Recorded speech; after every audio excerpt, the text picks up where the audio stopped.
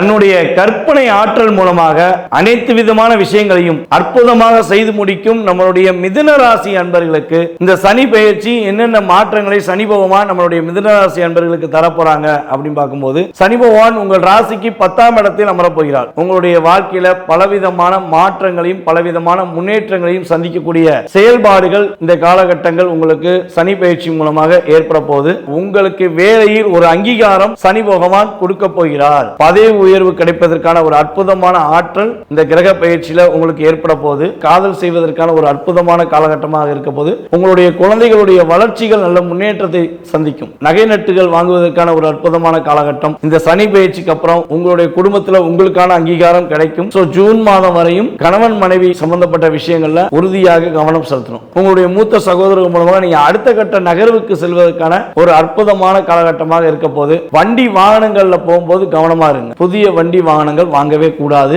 இப்போ உள்ள சூழ்நிலையில கிட்டத்தட்ட 2026க்கு அப்புறம் நம்மளுடைய மிதுன ராசி என்பவர்கள் வீடு கட்டுவதற்கான முயற்சிகள் இருக்கலாம். இதெல்லாம் நீங்க கரெக்டா கடைபிடிச்சீங்கன்னா இந்த சனி பயிற்சியில உங்களுக்கு மிகப்பெரிய ஒரு அற்புதமான ஆற்றல்களையும் அற்புதமான செயல்பாடுகளையும் சனி பகவான் உறுதியாக உங்களுக்கு அள்ளி வழங்குவார்.